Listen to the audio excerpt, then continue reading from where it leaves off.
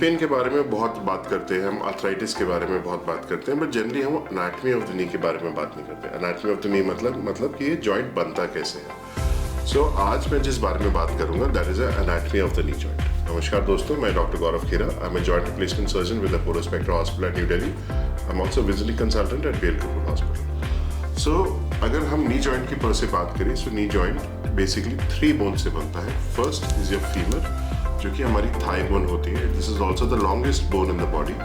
Second is the tibia, जो कि हमारे लोअर लेग की मेन बोन होती है। थर्ड इज द पटेला।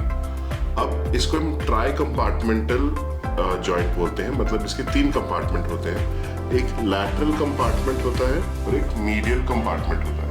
अंदर की तरफ मीडियल कंपार्टमेंट, बाहर की तरफ लैटरल कंपार्टमेंट, और जो पटेला जो टकरा जो होता है उसके नीचे जो आर्टिकुलेट करता है फीमर के साथ, इसको हम पटेलोफेमोरल कंपार्टमेंट कहते हैं। सो हम ऑस्टियोआर्थराइटिस की अगर बात करें, ऑस्टियोआर्थराइटिस कैन बी यूनिकंपार्टमेंटल, मतलब या तो मीडियल साइड पे होगा, बाय कंपार्टमेंटल मतलब मीडियल एंड लैटरल साइड पे, और ट्राई कंपार्टमेंटल डिजीज जो एडवांस्ड ऑस्टियोआर्थराइटिस होता है, जिसमें दोनों compartment as well as patellofemoral osteoarthritis में होता है। अब अगर हम आते हैं मसल्स में, जो फ्लेक्सर्स होते हैं जो कि घुटने को मोड़ते हैं, वो हमारी क्वाड्रिसेप मसल्स होती हैं। ये 3-4 मसल्स होती हैं जो इकट्ठे होकर क्वाड्रिसेप ग्रुप मसल्स बनाती हैं।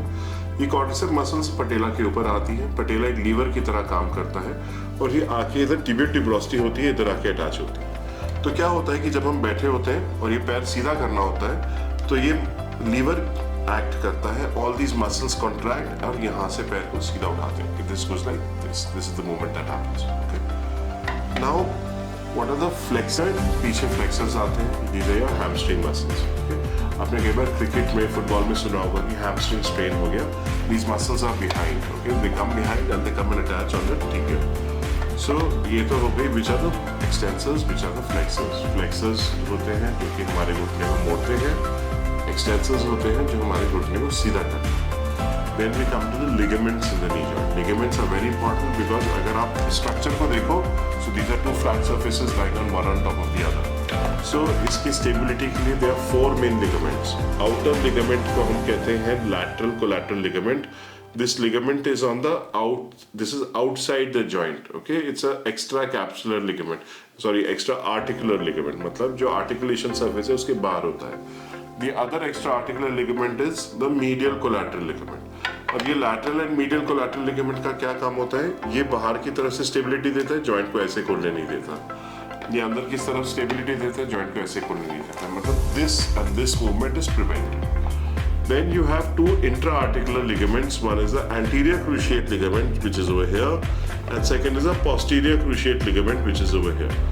पोस्टीरियर क्रूशिएट लिगामेंट क्या करता है कि हमारी जो टिबिया होती है उसको पीछे ट्रांसलेट होने से ये रोकेगा, बोन ऐसे नहीं जाएगी। एंटीरियर क्रूशिएट लिगामेंट क्या करता है कि इस बोन को आगे आने से रोकेगा, मतलब ये बोन ऐसे नहीं जाएगी। So this forms your entire knee joint and all these ligaments together give stability to the joint. These muscles together they cause movement in the joint. Anything which goes wrong anywhere will cause problems. Now lastly, one very important structure is the cartilage. अब जो हमारी bone होती है वो hard होती है, इसके ends are protected by a cartilage which acts like a buffer.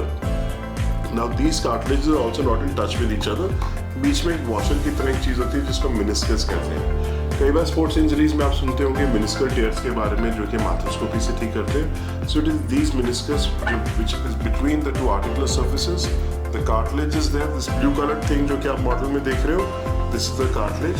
और ये कार्टिलेज की जब वेयर आउट होता है तो धीरे धीरे क्या होता है कि बोन एक्सपोज होती है, बोन आपस में टच होती है और पेन होता है। That is called osteoarthritis. So I hope आप लोग को आज समझ में आया है कि anatomy of the knee joint क्या होती है और ये लिगामेंट्स का क्या काम होता है। जो मेरा नेक्स्ट वीडियो होगा, मैं कोशिश करके आपको बताऊंगा कि डिजीज प्रोसेस जो आर्थराइटिस जिसके बारे में बात करते हैं वो कैसे होगा।